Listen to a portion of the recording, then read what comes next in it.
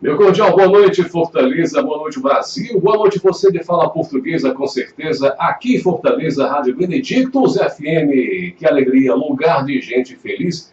Hoje, quarta-feira, dia 11 de janeiro de 2017, com temperatura de 29 graus, sensação de 31, eu acho é pouco. Vocês já estão vendo aqui a gente aqui na poltrona central, o operador Ramiro Viana vai já bater aqui o pontapé inicial da mensagem de hoje sobre pecado. Em pecado me concebeu minha mãe, é o que o texto diz. Você que está chegando, que alegria, boa noite, a paz do Senhor, Joel, Fátima, Aldair, Aida Rocha, Gerson Ramos, muita gente boa chegando, que eu sei, já está com a gente, que alegria. Vou deixar vocês bem à vontade com o nosso Ramiro, e ao final eu retorno aqui para a gente conversar um pouquinho, beleza? Olá, Retor Ramiro, fica à vontade. Obrigado. Boa noite, amigos ouvintes da Rádio Benedictus. Boa noite, aqueles que acompanham pelo Facebook. Boa noite, aqueles que irão ver pelo YouTube. Boa noite, boa tarde ou bom dia, dependendo do horário. Eu estou aqui novamente a convite do meu caro pastor Paulo César. Queria agradecer, primeiramente, o convite dele de estar pregando aqui. E hoje eu vim trazer uma palavra para vocês que não é muito tranquila, não é muito bem recebida por algumas pessoas, né? É uma palavra um pouco delicada. Eu até estava um pouco receoso de trazer, mas vamos lá, né? A gente tem que fazer o que Deus coloca no nosso coração. Antes de começar, eu vou fazer uma pequena oração, como é de costume, e como nós devemos fazer para pedir as bênçãos do nosso Senhor, né? Então, se você quiser acompanhar de olhos fechados, Senhor Deus, Pai Todo-Poderoso, nós te damos graças, Senhor, nesse momento, te louvamos, Senhor, bendizemos o teu nome, Senhor, pois tu és soberano, Pai. Te agradeço, Pai, pelo dia de hoje, te agradeço, Senhor, pela tua misericórdia, te agradeço, Pai, pela chuva que tu tem mandado aqui nesse sertão, Pai. Obrigado, Senhor. Abençoa nesse momento, Pai, cada um que está ouvindo. Abençoa, Senhor, seus corações, Pai, que eles possam estar preparados, Senhor, para receber a Tua palavra. Que o Teu Espírito Santo, Pai, possa ir e tocar cada um deles. Que o Teu Espírito Santo possa me ajudar, Senhor, nessa pregação. Pois de nada adianta, Senhor, palavras em vão se o Teu Espírito Santo não agir para convencer do pecado, da justiça e do juízo, Senhor. Eu te dou glórias e te peço que esteja conosco nesse momento, em nome de Jesus. Amém. Meus irmãos, o tema que eu fui direcionado, né, por Deus, era o que estava latente no meu coração para que eu pregasse, né? É um assunto que muitas pessoas não gostam de falar.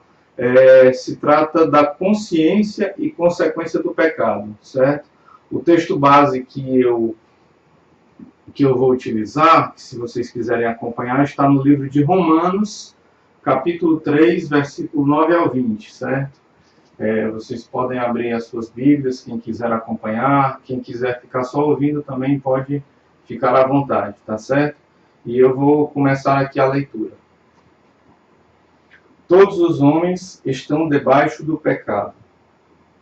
Pois que somos nós mais excelentes? De maneira nenhuma. Pois já dantes demonstramos que tanto judeus como gregos, todos estão debaixo do pecado. Como está escrito, não há um justo, nenhum sequer. Não há ninguém que entenda, não há ninguém que busque a Deus. Todos se extraviaram e juntamente se fizeram inúteis.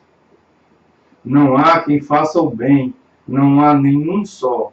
A sua garganta é um sepulcro aberto.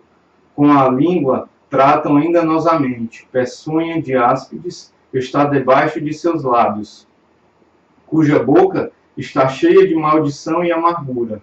Os seus pés são ligeiros para derramar sangue. Em seus caminhos há destruição e miséria, e não conheceram o caminho da paz. Não há temor de Deus diante de seus olhos. Ora, nós sabemos que tudo o que a lei diz aos que estão debaixo da lei, o diz para que toda boca esteja fechada e todo mundo seja condenável diante de Deus. Por isso, nenhuma carne será justificada diante dele pelas obras da lei, porque pela lei vem o conhecimento do pecado. Bem, como eu disse, é um assunto delicado, né? Que nós não encontramos muitas igrejas falando sobre isso, nós não encontramos pessoas abordando esse tema, nós, inclusive, não encontramos pessoas que reconheçam a existência do pecado, certo? Na verdade, muitos negam que exista pecado, né? Várias pessoas dizem, não, essa questão de pecado é relativa, o que importa é fazer o bem, o que importa é fazer as boas obras, né? Nós ouvimos muitas pessoas fazendo esse tipo de afirmação, que o ser humano, também escutamos que o ser humano é um ser espiritual, e que o ser humano está em evolução, e que ele está caminhando para ser uma pessoa melhor, e outras pessoas depositam sua esperança em ideologias, em filosofias, em pessoas que julgam ser salvadores. Nós vemos muito hoje em dia, e não é diferente de séculos e séculos atrás. Sempre as pessoas depositaram suas esperanças em coisas que nunca resolveram a situação, nunca trouxeram uma verdadeira solução para o mundo, né? E quando se diz que o homem pecou e decaiu, muitas pessoas questionam isso. Como é que você pode dizer uma coisa dessas, né? Principalmente aqueles que não professam a fé cristã, eles podem questionar, né? Dizer, como é que você pode dizer que o homem pecou e caiu e que ele está sujeito ao pecado? Para isso, basta nós olharmos ao nosso redor. Não há maior elemento de convencimento do que os próprios fatos que estão ao nosso redor, né? Nós vemos fome, vemos desgraças, vemos doenças novas aparecendo, vemos mortes, tragédias, assassinatos, né? Recentemente agora tivemos essa chacina no presídio, mais de 50 presos executados brutalmente, uns pelos outros, uma coisa assim absurda, né? Eu também estava lembrando daquele caso, acho que foi da semana passada, ou foi na semana antepassada, daquele caso que dois homens em São Paulo, no metrô de São Paulo, assassinaram um vendedor ambulante que estava protegendo um homossexual. Na hora que eu vi o vídeo das agressões, eu fiquei assim, eu não consegui assistir até o final de tão brutal que foi aquela cena, sabe? E para onde nós olhamos, nós vemos só isso, somente desgraça, somente destruição, somente o engano, somente roubo. Nós não conseguimos ver se multiplicar no mundo, não conseguimos ver prosperar obras boas. Nós não conseguimos ver isso na nossa realidade. E tudo isso tem uma explicação. Tem uma explicação. A Bíblia diz que o pecado e a morte entraram no mundo através do primeiro homem, Adão. A Bíblia diz em Gênesis, conta claramente essa narrativa, certo? Porque a Bíblia conta que Adão, ele tinha todo dia comunhão com Deus, tinha domínio. Deus deu a Adão domínio sobre os animais da terra, sobre os animais marítimos, sobre as plantas. Deus deu a Adão o jardim do Éden para que ele pudesse usufruir, para que ele pudesse reinar sobre a terra. O Adão, o primeiro homem, né, Adão e Eva, eles tinham domínio sobre o mundo. Nada do que nós vemos hoje existia. Não existia morte, não existia seca, não existia fome. Não, o plano de Deus era que Adão e Eva vivessem eternamente, que eles tivessem a vida eterna. É tanto que a Bíblia diz que no Jardim do Éden, Deus colocou a árvore da vida e Deus colocou a árvore do conhecimento do bem e do mal. E Deus deu a livre escolha para Adão, né? Deus deu o livre-arbítrio para Adão e Eva. Deus nunca quis criar robôs, nunca quis criar para si uma adoração que fosse mecânica, robótica. Ele queria um coração de adorador. Então foi por isso o plano original de Deus foi esse. Criou o homem e a mulher e deu a eles a livre vontade para que eles pudessem tomar suas próprias decisões. E eles, no início, não conheciam bem o mal, só conheciam o que era perfeito, o que era a vontade de Deus. Mas, por influência de Satanás, o livro de Gênesis conta que eles decidiram pecar, acreditaram na mentira e decidiram pecar contra Deus, desobedeceram sua ordem de não comer do fruto da árvore proibida, do fruto da árvore do conhecimento do bem e do mal. E por conta dessa desobediência, houve uma consequência, houve uma condenação para o homem. Deus não poderia habitar juntamente com o homem, porque a natureza do homem se tornou pecaminosa. E o que é sagrado e o que é profano, eles não podem coabitar. Deus não habita com o que é profano, entendeu?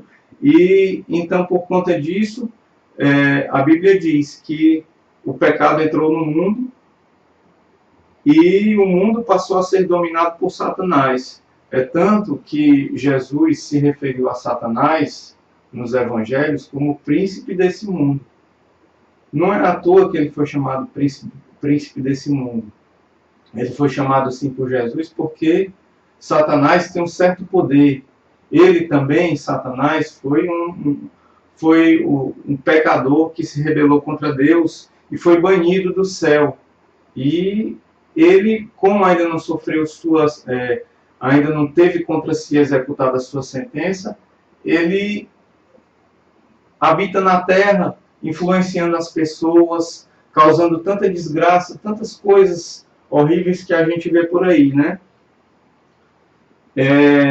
Mas Deus não perdeu a sua esperança, o seu amor para com o homem.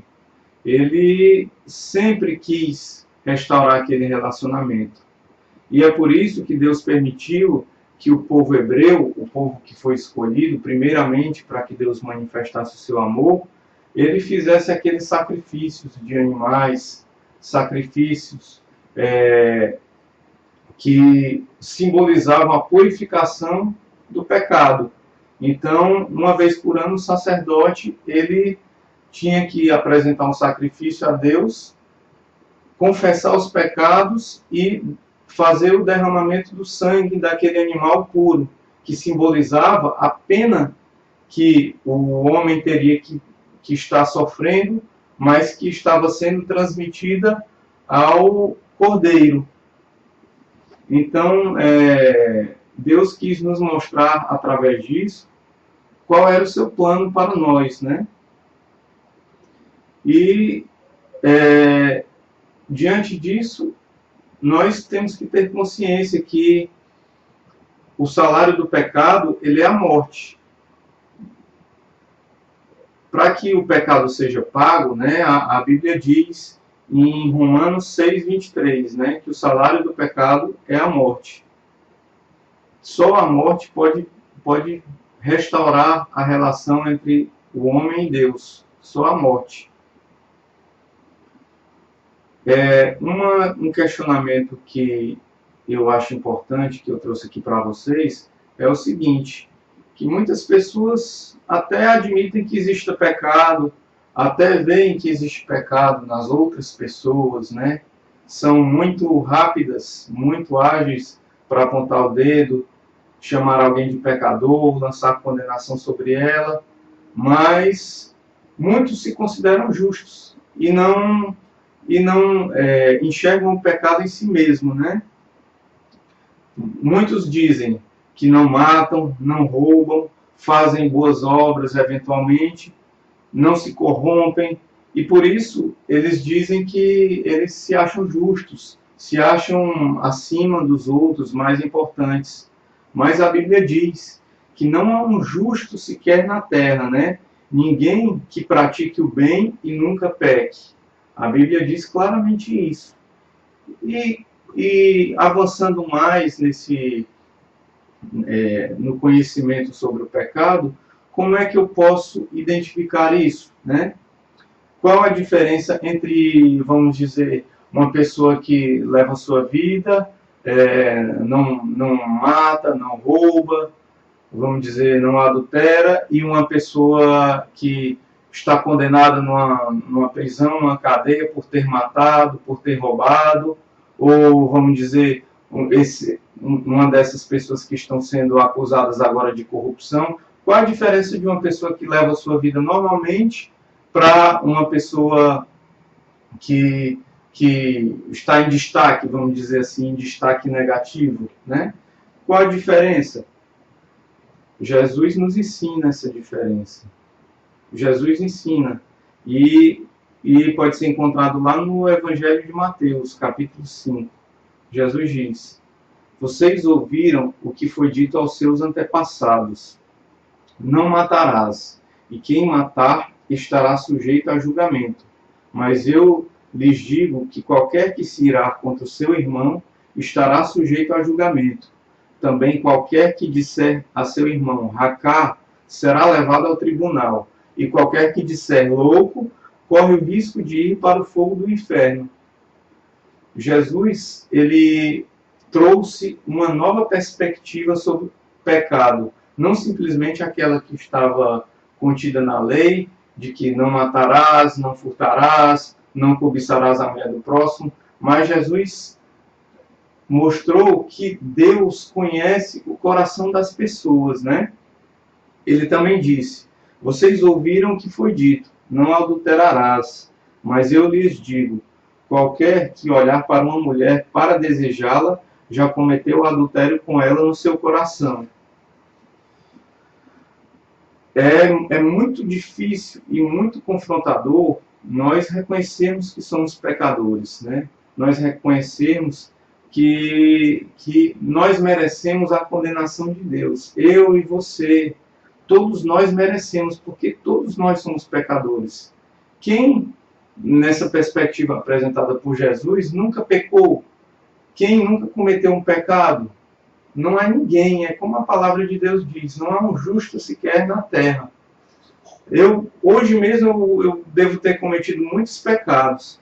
E então, por causa desse pecado, eu merecia a condenação, eu merecia a morte, eu merecia ser separado de Deus.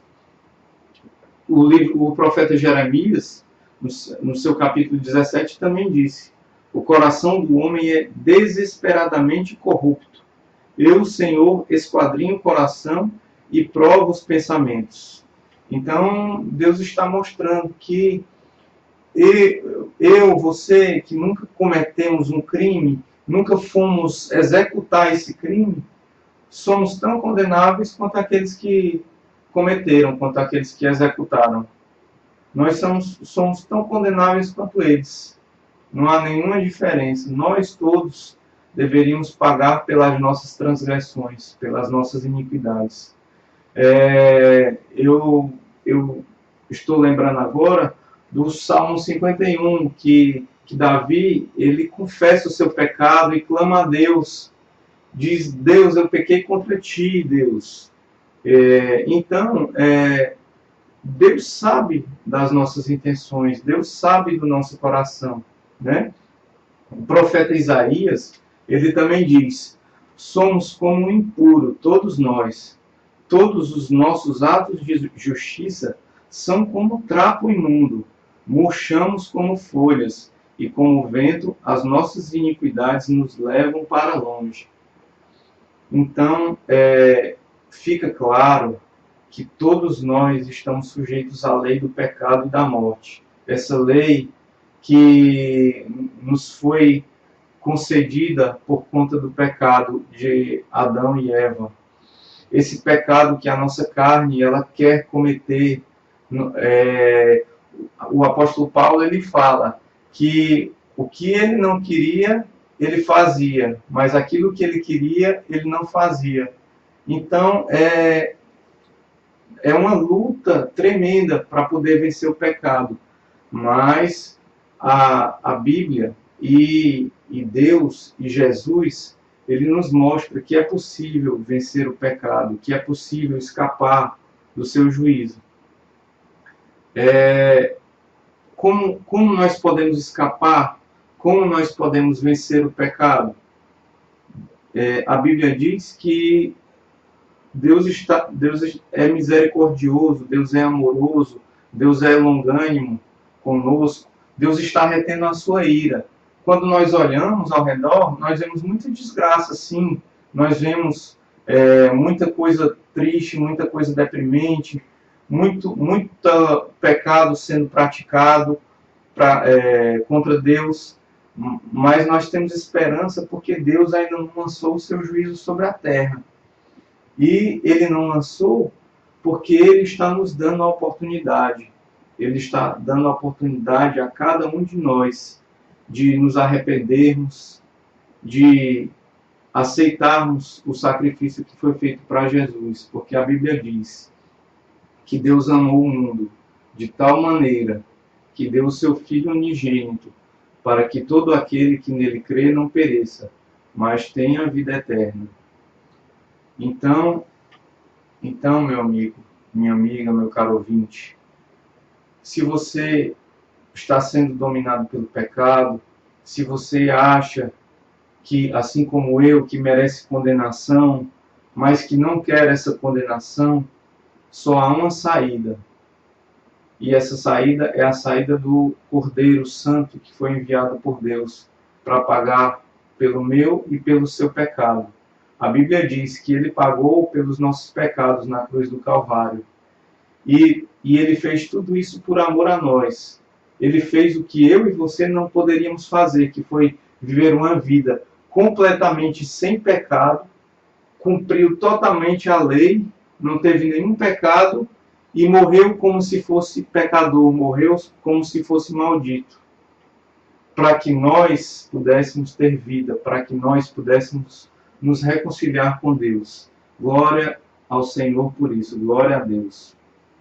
E a palavra de Deus também diz, em Romanos 10, 9, que se você confessar com a sua boca que Jesus é Senhor e crer em seu coração que Deus o ressuscitou dentre os mortos, você será salvo do juízo.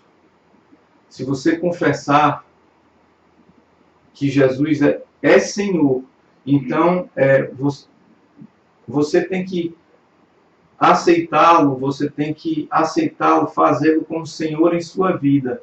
Você tem que servir a Ele como um servo. Você tem que aceitá-lo como Senhor. É isso que a Bíblia diz. E só isso pode fazer com que nós possamos vencer o pecado. Ter a fé em Jesus, crer na sua palavra que é a verdade, não é nenhum relativismo. Ela traz a verdade para as nossas vidas e a verdade para a nossa eternidade. Confiar no Espírito Santo, o Espírito Santo de Deus que foi enviado para nos guiar por toda a verdade. Então, essa é a nossa esperança, essa é a nossa fé, essa é a nossa salvação. É crer em Jesus e aceitá-lo como Senhor e Salvador e caminhar na direção dele. Pois o caminho é difícil, mas Jesus disse, tem de bom ânimo, porque eu venci o mundo. Então, eu gostaria de deixar por último aqui a leitura de Romanos 12, que o apóstolo Paulo, ele nos orienta como nós podemos vencer o pecado, né? Como nós podemos, depois de ter aceitado Jesus como nosso Senhor e Salvador, como é que nós podemos vencer essa barreira que eu vejo muitos irmãos, às vezes irmãos de fé, presos em pecados que eles não deveriam estar presos, porque Jesus já pagou o preço por isso.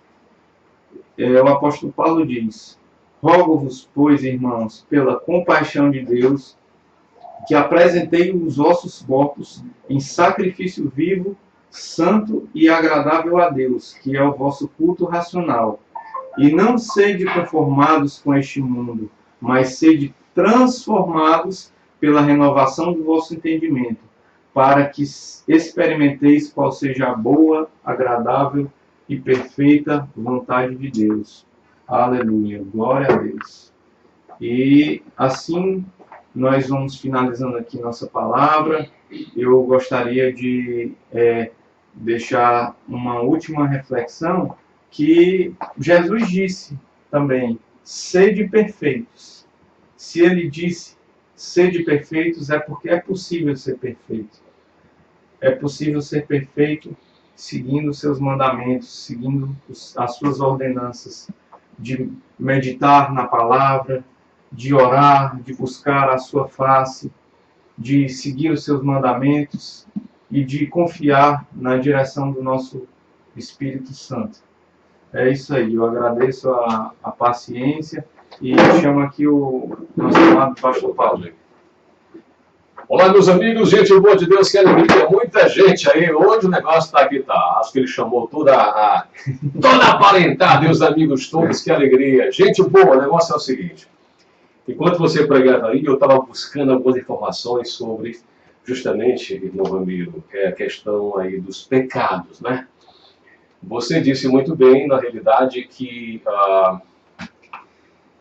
hoje em dia falar de pecado, Ramiro, é sempre complicado, porque a gente peca por comissão, ou seja, por ter feito. A gente peca por omissão, ou seja, por não ter feito. Isso. Quer dizer, o pecado é superabundante, né? E o velho Paulo dizia: onde abundou o pecado, superabundou a graça de Deus. Mas eu achei curioso uma coisa. Quando muita gente fala assim: pastor, afinal de contas, os 7 pecados capitais existem ou não? Quando se é católico, se ouve muito isso, na verdade. Os 7 pecados capitais, né? Gula, avareza, luxúria, inveja, cobiça.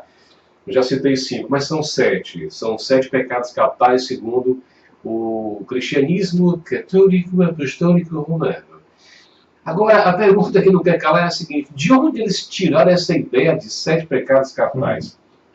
É mais ou menos o seguinte: o texto base que eles se utilizam é Gálatas capítulo 5, verso 16, que fala assim, olha só: digo, porém, andai em espírito e não cumprireis a concupiscência da carne, que é pecado. Concupiscência é só um outro nome pomposo, bonitinho para pecado, né? Porque a carne, você citou isso aqui, não foi?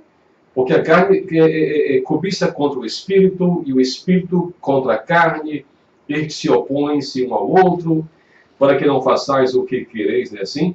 Aí vem, quais são as obras? Quais seriam os pecados capitais? Aí vem prostituição, impureza, lascívia, idolatria, feitiçaria, inimizade, porfia, emulações, iras, pelejas, dissensões, heresias, invejas, o negócio aqui é ruim, homicídios, bebedias, formaria e coisas semelhantes a estas. Passam de 7, mas é voando. Agora, essa história de 7 nasceu no ano, mais ou menos no ano 300, com um tal de Evrádio Póntico. Evrádio Póntico, podem pesquisar, foi um místico católico, Evrádio Póntico. E ele inventou essa lista no século 300. Quando foi no século 500, o Papa de plantão na época era o Gregório I. Gregório I foi e assinou, lavrou o termo, oficializando os 7 pecados capitais. Além desta passagem que se utiliza para tentar justificar os pecados capitais, também tem, sabe o que, Ramiro? Rapaz, tem Provérbios, olha só, o negócio aqui está... E também tem os 10 mandamentos, né? E também. Agora, que interessante, olha só, Provérbios 6 e verso 17.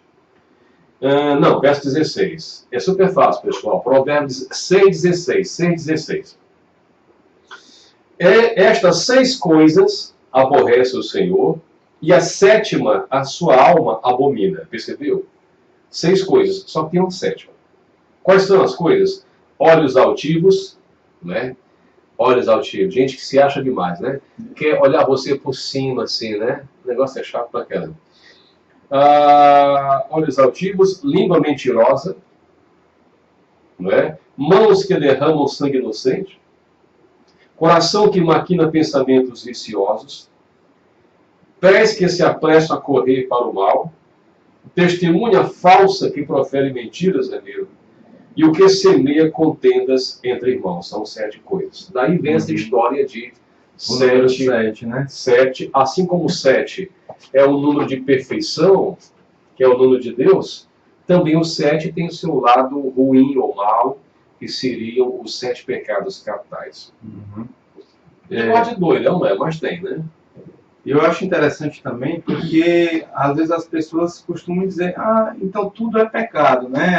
Quando você às vezes tenta falar sobre pecado, sobre alguma coisa do tipo, então não vou fazer mais nada que tudo é pecado, né? Mas na verdade o pecado é a desobediência à vontade de Deus, né? Não é simplesmente não matar, não roubar, não adulterar, né? No livro de Tiago, ele diz que, inclusive, você não fazer o bem quando você pode é pecado, né? Exatamente isso. O nosso velho Tiago, meio irmão do Senhor, que escreveu sua epístola, disse que aquele que sabe fazer o bem e não faz isso já está pecando, né? É muito curioso, né? Porque ainda em relação a esses 7 pecados capitais, eles também têm os pecados veniais e os pecados mortais, não é? Então, os pecados veniais seriam aqueles pecados de menor monta, de menor influência, de menor alcance, né? Tipo o quê, pastor? Tipo assim, você foi a uma mercearia e pegou lá um chocolate. Isso aí seria um pecado venial. E o pecado mortal seria isso aqui, seria a cobiça, a avareza, seria uma coisa mais séria, né? É muito curioso isso, porque já dizia um sábio, também monge, que era o seguinte: os pecados mortais são feitos de pecados veniais, gota a gota. Assim como a gotinha enche o teu copo d'água, os pecados veniais encheriam o copo até transformar. Tem alguma lógica, né? Tem lógica. Tem lógica. Então, por ter essa lógica toda, e por ter também uma certa fundamentação, é que o catolicismo romano criou essa gradação, né, de pecados. Né? Agora, o que a nossa Bíblia diz sobre isso, na verdade? Não tem essa história de pecados. Não diferencia. Né? Só é um pecado que eu lembre que é a blasfêmia contra o Espírito Santo. Somente. Né? É um pecado que não tem perdão. Não tem perdão. Mas isso aí vai suscitar, vai levantar outra questão. Né? E afinal de contas, que pecado é esse? Que pecado de blasfêmia contra o Espírito Santo a pessoa pode cometê-lo e não ser perdoada? O que a gente pode responder? Pastor, eu já meditei bastante sobre essa passagem, sabe? E assim, o texto ele não explica claramente o que seja blasfêmia contra o Espírito Santo. Existem várias Na minha opinião, eu penso que seja quando o Espírito Santo está tentando convencer a pessoa, tentando convencer da obra de Deus, tentando convencer do pecado, da justiça e do juízo, e a pessoa fica se recusando, entendeu? Sim. Eu penso que seja alguma coisa nesse sentido. Grande colocação. Eu quero aqui pegar só uma deixa e agradecer as presenças aqui ilustres do meu amigo peregrino, presbítero Nilo Almeida. Obrigado, Nilo. Solange Nóbrega conosco, obrigado também. Caninha Balbino, é isso, Balbino? É, sim, Balbino, obrigado. Muita gente boa chegando, que alegria. Obrigado a vocês, gente. Olha só, essa colocação sua é verdadeira, é correta. Uma outra também, Ramiro, digamos assim, que se dá nos seminários, é o seguinte: quando você vê um milagre, por exemplo, tá certo? Feito realmente pela intervenção de Jesus Cristo, em nome de Jesus Cristo, né? Por intervenção do Espírito Santo, e você atribui esse milagre e diz assim, não, isso aí foi Beelzebub, como fizeram com Jesus. Quando você atribui... Né? Exato. Disseram que ele fazia milagres por Satanás. Por Satanás. E ele dizia, não é verdade. Vocês estão variando, vocês estão navegando na maionese. Porque Se fosse verdade, ele vai e explica.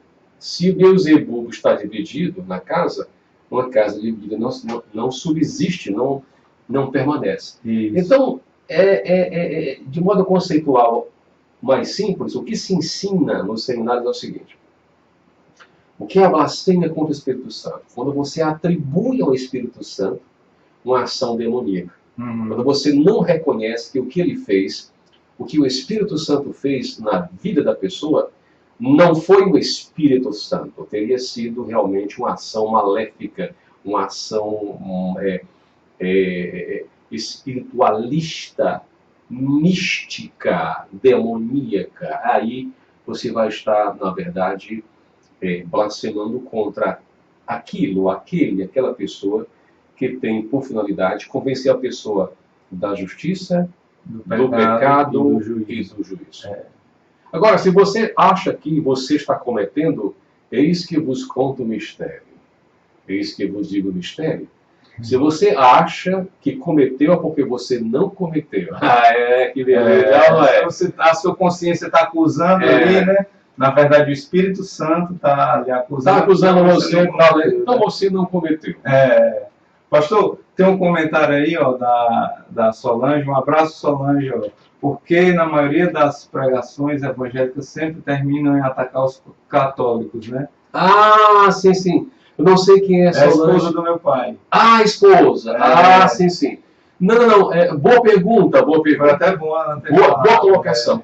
Não, ninguém ataca. A gente só diz, na verdade, o que o texto diz, tá? Eu acho super interessante, super curioso essa divisão, mas a palavra de Deus que deve prevalecer, irmã Solange, é justamente isso. É a palavra de Deus, é a Escritura, e não a opinião de um homem, não a opinião de um sacerdote. Seja ele padre romano, seja ele pastor, seja ele padre ortodoxo grego, não é? Seja ele padre ortodoxo copta do Egito, qualquer lugar. O que prevalece, na verdade, é palavra de Deus, e não palavra de homem. Essa é a questão, não é? Isso. Mas obrigado pela participação, ficamos alegres aí. Tanta gente boa chegando, pessoal. Que alegria, obrigado de coração. O que você quiser acrescentar, estamos junto aí. Eu só gostaria de agradecer novamente a oportunidade do pastor Paulo aqui de estar compartilhando a palavra de Deus, apesar de eu não ter muita experiência nisso. Imagina, você... Mas a intenção do meu coração é a melhor de todas, é que isso gere curiosidade, gere em vocês um desejo de buscar conhecer mais, tentar ver por vocês mesmos o que é que a Bíblia diz sobre vários assuntos, porque a Bíblia não é simplesmente um texto histórico ou um texto que foi escrito por pessoas dando a sua visão, né? É um texto que reconhecidamente é a palavra de Deus, né? Foi inspirado por Deus e a maioria dos teólogos reconhece isso, né? Sem dúvida. E veja bem, a religião cristã, só para finalizar, temos só mais uns 5 minutos, a religião cristã é a religião de um único livro, e não de dois. A religião cristã é a religião de um único livro. Este livro chama-se Bíblia Sagrada. Ela tem um princípio que é em Gênesis e tem um final que é em Apocalipse. Então, se a minha mensagem, se a minha pregação, se a minha homilia, ela destoa, ela desvirtua, ela está indo além do texto, a palavra diz, especialmente em Apocalipse, que maldito aquele que subtrair, que tirar do texto, e também maldito aquele que acrescentar ao texto. Né? Tá certo? Então, também o livro de Gálatas, né? O apóstolo Paulo diz, ainda que desse um anjo de luz do céu e pregue um evangelho que seja diferente desse que está aqui escrito, né? Desse que está sendo aqui pregado, seja ele amaldiçoado. Exatamente. Né? É por isso que a gente sempre diz o seguinte, a gente sempre fala o seguinte, se você começar com uma leitura bíblica honesta, séria, tá certo? Dizendo assim, eu quero que Deus fale comigo. A minha intenção, na verdade, é receber de Deus a luz, não é? A graça, compreender o texto bíblico. Tá? Você limpa assim, faz de conta, né? Você limpa e diz, não, Eu quero saber o que a Bíblia me diz. Não me interessa o que o pastor está falando. Porque pastor mente, viu, gente?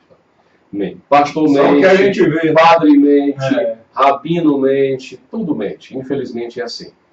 Agora, como é que eu sei que a pessoa que está falando, que está pregando, Ramiro, está falando a verdade? Se eu conhecer a verdade. Se eu não conhecer a verdade, se eu continuar me baseando no que o pastor disse, no que o padre disse, no que o rabino disse, aí eu estou ferrado. Aí não tem outra, aí não dá. Então é fundamental que você que leva o nome de cristão, você mesmo, você mesma, pega a Bíblia, vá lá, faça com carinho, com muito amor. Pega e lê. Pronto. Ao final, eu tenho certeza, o Espírito Santo de Deus vai iluminar você, vai dar forças a você, para você compreender. E você vai dizer assim, poxa vida, por que eu não fiz isso antes? Por que eu não fiz isso antes? Quanto tempo eu perdi? Quanto tempo eu perdi? Quanto tempo eu perdi crendo apenas naquilo que eu ouvia e eu não fui eu mesmo pesquisar, olhar, testar, conferir, não é? Amigo, obrigado aí, valeu, tamo junto, obrigado a vocês aí. Um abraço, pessoal, boa noite, na paz do Senhor, viu? Obrigado. Abençoe a todos. Que alegria. Obrigado, pastor Ricardo Coriolano, de Curitiba, do meu Paraná. Que alegria. Obrigado, Ricardo.